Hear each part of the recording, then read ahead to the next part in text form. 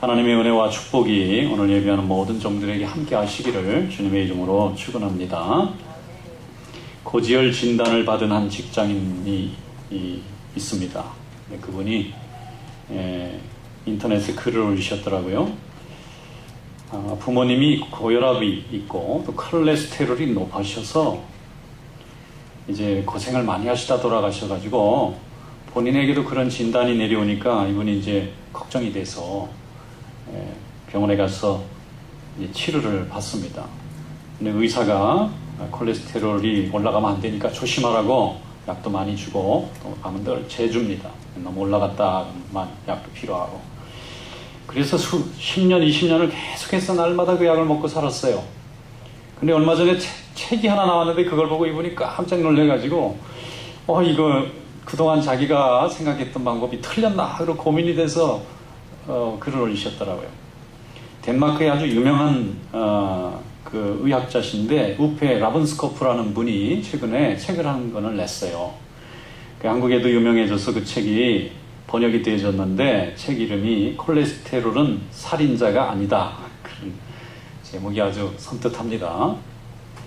근데 이분 얘기가 뭔가 하면은 사람이 콜레스테롤이 높아서 병에 걸려서 죽는 것이 아니고 콜레스테롤은 원래 높은 것도 좋고 낮은 것도 괜찮은데 너무 낮으면 안 된대요.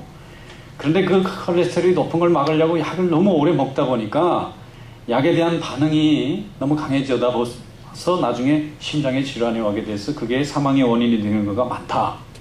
그러므로 고기 먹으면 콜레스테롤이 높아지니까 그걸 또 재보고 또 약을 세게 써서 낮추고 그러지 말고 마음대로 먹고 그냥 편안하게 열심히 운동하고 그렇게 살면 건강을 유지할 수 있다. 그런 논리예요. 근데 이번 얘기는 우리가 흔히 의학을 혹은 어떤 내용을 볼 때 실험의 결과를 가지고 이제 그걸 신뢰하게 되는데 실험이라는 게 조건이 동일한 조건에서 실험이 돼야 되는 거예요.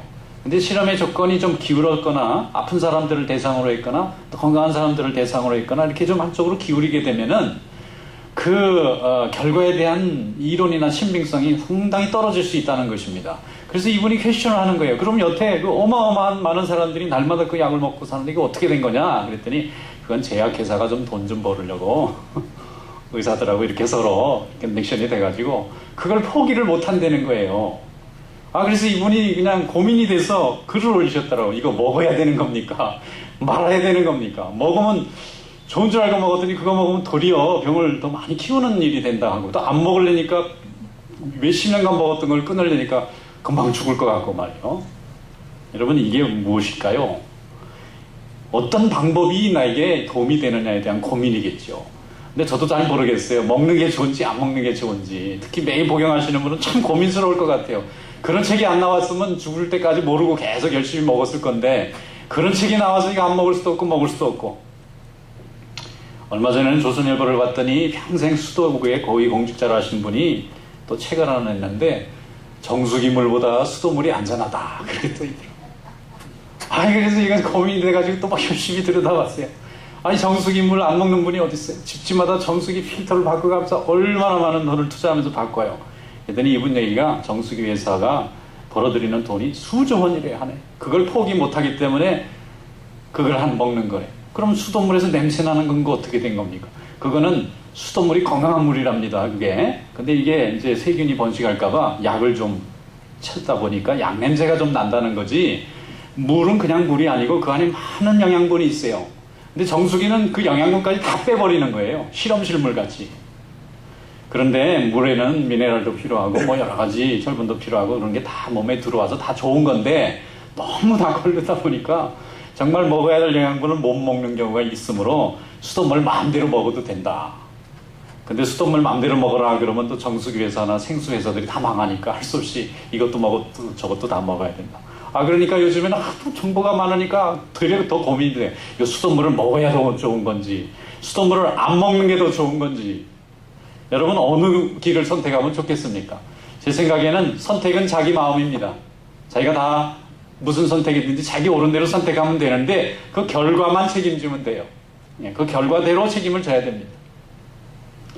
여러분 우리 인생은 각자 자기가 선택한 방법대로 또 책임지면서 살 수밖에 없는데 이 혼란한 세상 가운데 우리에게 참 생명과 구원의 길은 어디 있겠습니까? 그건 오직 예수 그리스도 한 분밖에 없는 줄로 믿습니다. 예수님이 말씀하시길 내가 길이라 그랬고 내가 진리라 그랬고 내가 생명이라 그랬어요. 이 세상에 많은 사람들이 각자 옳은 길, 바른 길, 좋은 길을 따라가지만 예수 그리스도만이 참된 우리의 생명의 길이고 옳은 길인 줄로 믿습니다. 오늘 성경 말씀이 오늘 그걸 우리에게 가르쳐주고 있습니다. 한번 다 같이 오늘 본문 말씀 한번 열어보겠습니다. 요한복음 14장 6절로 9절 말씀 함께 읽어보겠습니다. 예수께서 이르시되 내가 곧 길이요 진리요 생명이니 나로 말미암지 않고는 아버지께로 올 자가 없느니라. 너희가 나를 알았더라면 내 아버지도 알았으리로다. 이제부터는 너희가 그를 알았고 또 보았느니라. 빌립이 이르되 주여 아버지를 우리에게 보여주옵소서. 그리하면 족하겠나이다. 예수께서 이르시되 빌립아 내가 이렇게 오래 너희와 함께 있으되 내가 나를 알지 못하느냐. 나를 본 자는 아버지를 보았거늘 어찌하여 아버지를 보이라 하느냐. 아멘. 제자 빌립이 예수님에게 물어봤어요. 예수님, 하나님을 보여주세요. 그러니까 예수님이 나 보면 하나님을 본 거야. 이렇게 대답하셨어요. 빌립이 갸우뚱한 거죠. 하나님은 좀 다를 거라고 생각하는데 예수님이 하나님이시래요. 여러분, 예수님의 말씀은 진리인 줄로 믿습니다. 하나님을 우리의 시각 안에 담을 수 있겠어요? 우리의 사고나 우리의 철학 속에 담을 수 있겠느냐고요. 하나님은 너무 크시고 온 세상에 충만해 계시기 때문에 우리가 가지고 있는 감각의 세계 속에는 감지가 될 수가 없는 분이에요. 그러나 존재는 느껴지는 거죠. 예수님이 사람의 몸을 입고 이 세상에 오신 하나님이신 줄로 믿습니다. 그래서 하나님이 인간이 되었다 그래서 성육신이 되는 거예요. 인카네이션이라 그렇게 부릅니다. 인간의 몸은 하나님이 될 수 없지만 하나님의 특별한 섭리 가운데 그분이 사람의 몸으로 이 땅에 오셔서 사람과 함께 행하시고 사람과 함께 느끼시고 그분을 통해서 하나님의 존재를 좀 더 실감나고 구체적이고 텐저블하게 우리에게 보여주신 것이 예수 그리스도이신 줄로 믿습니다. 그러므로 예수님을 통해서 우리는 하나님을 보는 거예요. 창문을 통해서 하늘을 바라보듯이 예수님을 통해서 하나님의 세계를 볼 수 있게 되어 있는 거예요. 그래서 예수님을 알지 못하는 사람은 하나님을 알지 못합니다. 그래서 예수님이 나를 통하지 않고는 아버지께로 갈 자가 없다 그랬어요. 사람의 제일 되는 목적이 무엇이냐? 어떤 사람이 이렇게 질문하니까 하나님을 영화롭게 하고 그분을 영원히 기뻐하는 거라 대답했어요. 하나님을 영화롭게 하고 영원히 그분을 기뻐하는 것. 여러분, 우리가 기뻐할 일이 참 많습니다. 자식을 낳아도 기쁘고요. 장가와 시집을 가도 기쁩니다. 또 사업을 열어도 기쁘고 돈을 많이 벌어도 기쁘고 뭐 좋은 취직을 하거나 상을 받아도 기쁩니다. 그런데 그런 기쁨보다 예수 믿어서 기쁜 그 기쁨이 더 크시기를 주님의 이름으로 축원합니다. 교회 와서 기쁜 그 기쁨이 더 좋아야 되는 거예요. 또 하나님 앞에 예배드리고 하나님 앞에 봉사하고 전도해서 사람이 구원받고 변화받는 것 보고 기뻐하면 그것이 참 믿음입니다. 그런데 아직도 내가 기뻐하는 이유가 그 리즌이 세상에서 느껴지는 기쁨이 아직도 나를 기쁘게 한다면 아직 내가 믿음이 부족한 것입니다. 교회에 나오는 것이 기쁘고 예배 드리는 것이 기쁘고 하나님의 말씀을 들을 때 우리 마음이 기쁘고 즐거우면 이것이 참 믿음이 선 것입니다. 그런 믿음이 될 수 있기를 주님의 이름으로 축원합니다. 예수는 우리의 구원의 길이고 통로입니다. 우리가 엑시스 있잖아요. 어느 건물이든지 엑시스 있어요. 그럼 불이 다 나가도 그것만은 환하게 밝혀놓도록 소방서에 날마다 체크합니다. 왜 그러느냐? 갑자기 불이 나면 전기가 꺼지고 전기가 꺼지면 밀폐된 공간은 캄캄해집니다. 그때 사람들이 살아나기 위해서 출구를 찾아야 되는데 그때 모든 불이 다 꺼지고 캄캄하고 연기가 나고 불이 나면은 사람들이 갈 방향을 다 잊어버려요. 그때 엑짓이 딱 눈에 보이는데 그거 보고 따라 나가면 길이 있어요. 문이 있어요. 살아날 수 있는 탈출구가 거기에 있습니다. 우리 예수 그리스도께서 어두운 인생 가운데에 구원과 축복을 이루는 통로가 되시는 줄로 믿습니다. 그래서 예수님을 붙잡으셔야 돼요. 예수님이 우리의 참 주인이 되셔야 됩니다. 교회에 나와서 예수를 믿는데 이 믿는 것이 예수를 인해서 믿는 믿음이어야 되지 나를 인도한 사람이 좋아서 내가 무엇이 필요해서 이렇게 오는 믿음이 돼서는 안 됩니다. 참 믿음은 오직 주님이 내 가운데 서 계심으로 인해서 그분으로 인하여 모든 것이 다 축복받는 믿음이 될 때에 이것이 참 믿음이 될 줄로 믿습니다. 몇 달 전에 샌프란시스코에 대한항공이 착륙하다가 사고가 나서 불이 났잖아요. 항공기가 전부 타버렸어요. 그런데 세상에 사람들은 별로 안 죽었어요. 원인이 뭐냐? 사고가 났을 때 탈출구에 승무원들이 신속하게 잘 대처해가지고 한꺼번에 수백 명이 쫙 빠져나가니까 물론 죽고 다친 사람도 몇 명 있지만 하마터면 수백 명의 참사가 날 뻔했는 걸 막았잖아요. 여러분, 길을 잘 붙잡고 있으면은요, 사람이 죽을 목숨도 살아나는 것입니다. 우리 인생의 하나님의 축복 가운데서 예수 그리스도가 우리 인생의 참 길이 될 수 있기를 축원합니다. 세상을 따라가면은 망하는 인생이 될 수 있지만 예수 그리스도를 붙잡으면 우리는 구원의 길에 이르게 되는 줄로 믿습니다. 길을 찾아도 잘 찾아야 돼요. 어떤 집사님이 막 가슴을 치면서 막 괴로워해요. 그래서 왜 이렇게 괴로워하십니까? 그랬더니 자식을 조기 유학을 보내가지고 좋은 명문학교, 미국의 좋은 학교 가서 출세하라고 보냈더니 아이가 너무 어릴 때, 중학교 때 미국에 혼자 오니까 부모가 있어요, 뭐 형제가 있어요, 어른이 있어요. 그 친구들하고 지내다 보니까 나쁜 친구를 사귀어가지고 공부는 안 하고 자꾸 나쁜 짓만 나중에는 범죄에 빠져들어서 그걸 빼러 다니느라고 부모가 눈물을 흘리면서 다니는 거예요. 그래서 그분이 막 한탄을 하는 거예요. 길을 잘못 들여놨대요. 차라리 내 자식을 내가 품고 가르쳤다라면 저렇게 잘못되지 않았는데 남들 좋은 학교 간다고 거기에 헛된 마음에 내가 그냥 끌려가서 말이죠. 내 욕심으로 자식을 망쳤다고 너무 고통스러워하는 거예요. 길을 잘못 들어서 생긴 큰 피해 아니겠습니까? 여러분, 좋은 길인 줄 알고 따라갔는데 거기에 예수가 없으면 좋은 길이 안 됩니다. 우리가 고난의 길인 줄 알고 좁은 문인 줄 알고 따라갔는데 거기에 예수가 계시면 우리에게 구원의 길이 되는 줄로 믿습니다. 예수님만 계시면 사망과 같이 음침한 골짜기도 우리에게는 기쁨의 길이 되고, 모든 사람들이 외면하는 길이라도 예수가 함께 계시면 우리에게는 축복의 길이 되는 줄로 믿습니다. 그래서 예수님과 동행하는 자의 삶은 항상 하나님이 지키십니다. 시편 1편 6절 말씀에 보면은 무릇 의인들의 길은 여호와께서 인정하시나 악인들의 길은 망하리로다 그랬어요. 여호와께서 인정하시는 길은 의인들의 길입니다. 하나님이 인정해 주신대요. 하나님이 레코멘드 하시고 서포트 해 주신대요. 그건 아무리 어려운 상황에 있어도 하나님이 함께 하시면 모든 것이 다 열립니다. 이것이 하나님이 우리에게 길이 되시는 이유인 줄로 믿습니다. 성경에 보면은요, 이 길이라고 하는 것이 way예요, way. I'm way. I'm the truth. I'm the life. 이렇게 돼 있어요. 우리 생각에는 I'm the road 이렇게 할 것 같잖아요. 그런데 로드가 아닙니다. 잘 보세요. way예요, way. 우리 식으로 조금 더 생각해 보면 방법에 가깝잖아요. 방법. 그렇다 나는 방법이요. 그럼 이상하시니까 좀 철학적으로 좀 번역하신 거다. 나는 길이요. 길도 자를 쓴 도라이. 그 길을 따르면 인생의 길이 완성이 되고 열려지는 그 길이라는 것입니다. 예수님이 우리의 길이 되셔서 그분을 따라가는 사람은 참되고 복된 인생이 열려질 줄로 믿습니다. 그래서 예수님을 붙잡아야만 우리가 삶이 있고 또 축복이 있습니다. 이스라엘에는 두 왕이 있었어요. 한 사람은 이름이 사울이고 한 사람은 다윗입니다. 그런데 사울 왕은 악인의 길을 걸어갔어요. 하나님이 주신 그 귀한 왕권을 가지고 남을 미워하다가 수십 년 보냈어요. 그게 남을 미워하면서 살 게 아니라 그 미워하는 시간을 가지고 남을 사랑했다라면 얼마나 많은 축복을 이뤘겠어요. 근데 이 어리석은 사울이 남을 미워하면서 인생을 다 보냈어요. 남을 미워하다 보니까 미운 사람 돕는 사람도 미워요. 그래서 제사장을 80명이나 죽였어요. 나중에는 사람들의 마음을 붙잡아야 되니까 전쟁을 이루고 승리하니까 자기를 위한 공덕비를 세웠어요. 나중에는 사무엘 선지자가 예배를 드리러 왔더니 자기가 먼저 다 대충 예배를 드렸어요. 예배는 드렸는데 하나님을 두려는 마음도, 하나님을 감사하는 마음도, 하나님을 공경하는 마음도 없고 사람에게 보여주기 위해서, 믿음 좋다고 보여주기 위해서 하나님 앞에 의무를 하기 위해서 한 제사를 드렸기 때문에 그 제사가 가인의 제사가 되어버렸어요. 하나님 앞에 예배는 분명히 드렸는데 하나님이 전혀 기뻐지지 않는 예배를 드리고 말았습니다.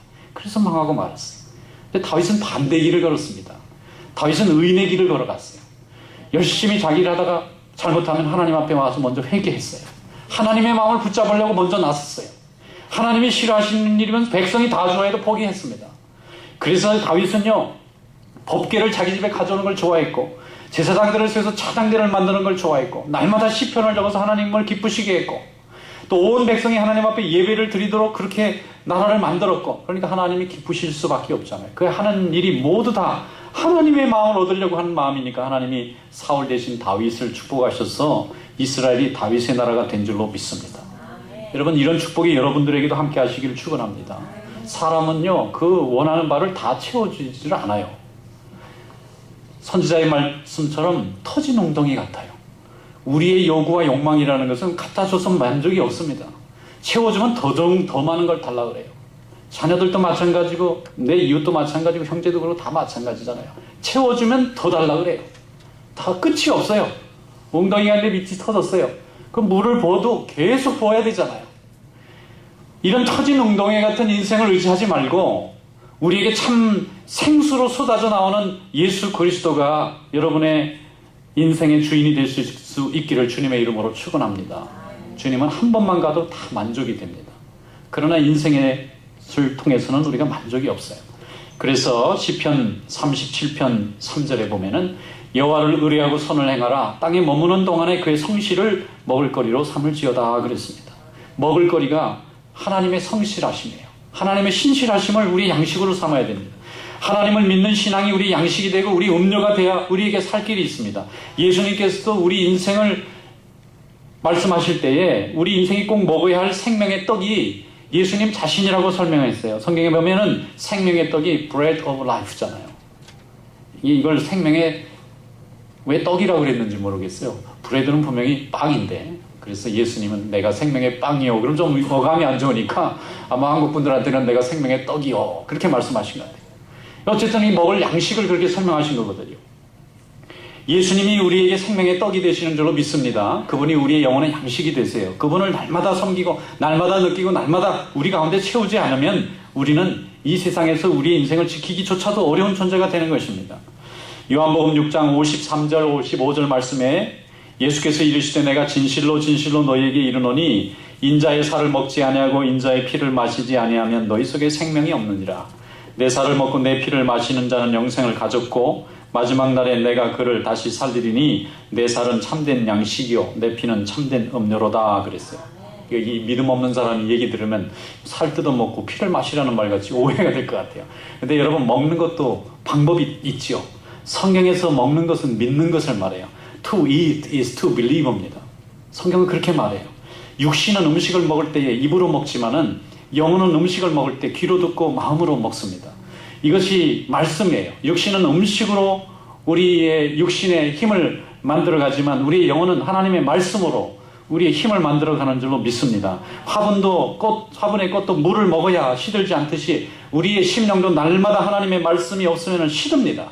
그래서 우리에게 얼마나 많은 성경 공부가 있어요. 주일마다 성경 공부가 있죠. 주중에 계속 제자반이 있죠. 또 구역에 열심히 모여서 성경 공부하죠. 왜 교인들이 모이면 말씀을 들어야만 할까요? 그 말씀을 읽고 들으면서 우리의 지각과 사고와 우리의 생각 속에 하나님의 생각이 차지하고 하나님의 마음이 차지하기 때문에 말씀이 능력이 되는 줄로 믿습니다. 그래서 아모스 8장 11절에 보면 말씀을 못 듣는 사람이 굶주리는 것을 이렇게 표현했어요. 양식이 없어 주림이 아니며 물이 없어 가람이 아니요 여호와의 말씀을 듣지 못한 기갈이라.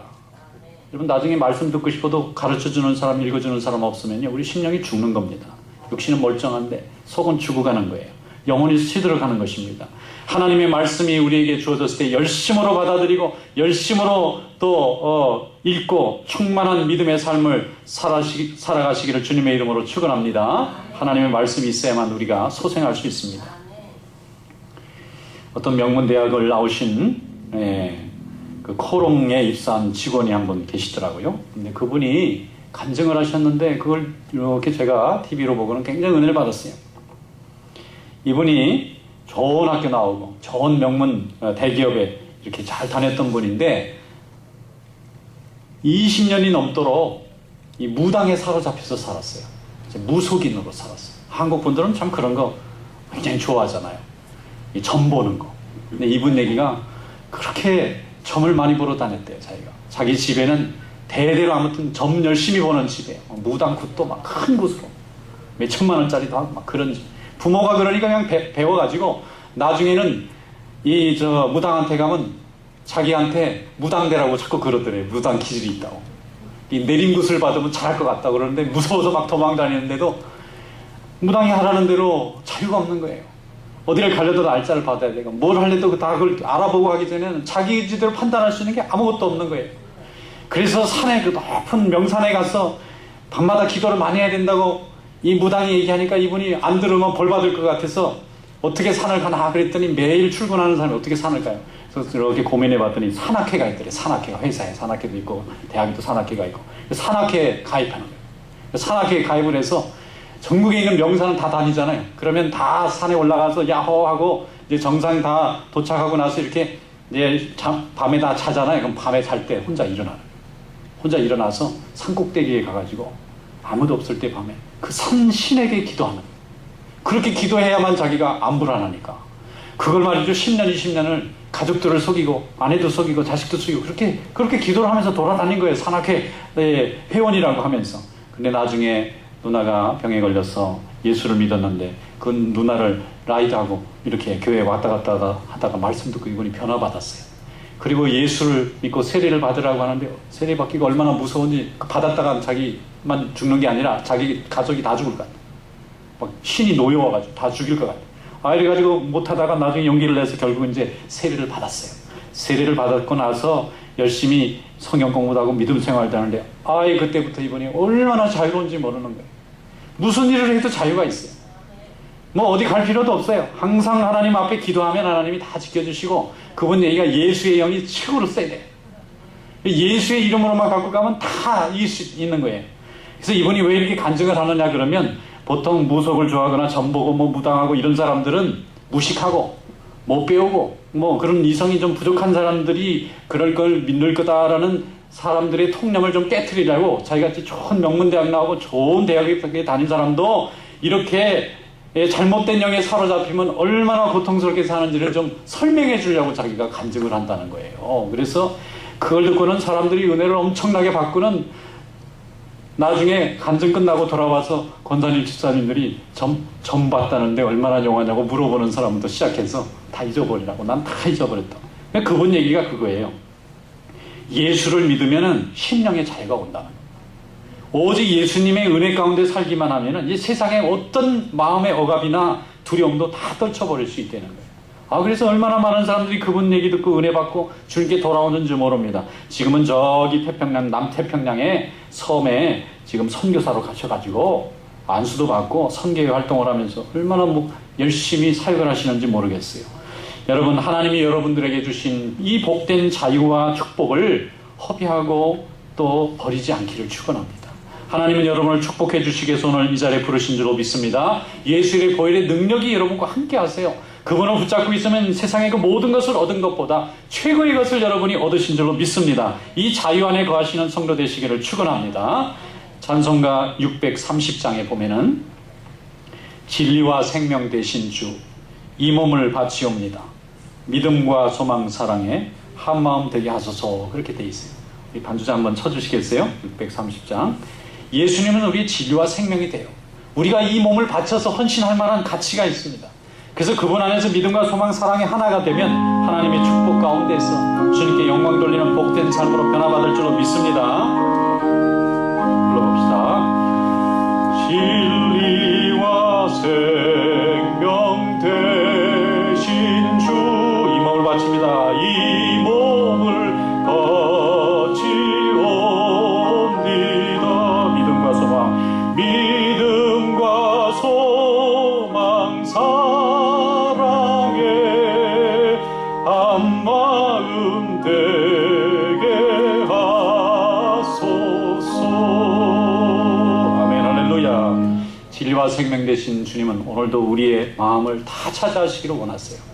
우리 마음의 일부만 드리는 것이 아니라 전부가 주님의 차지가 되시기를 원합니다. 그런 주님의 사랑 안에 거하는 성도 되시기를 축원합니다. 요한복음 8장 31절, 너희가 내 말에 거하면 참으로 내 제자가 되고 진리를 알지니 진리가 너희를 자유케 하리라.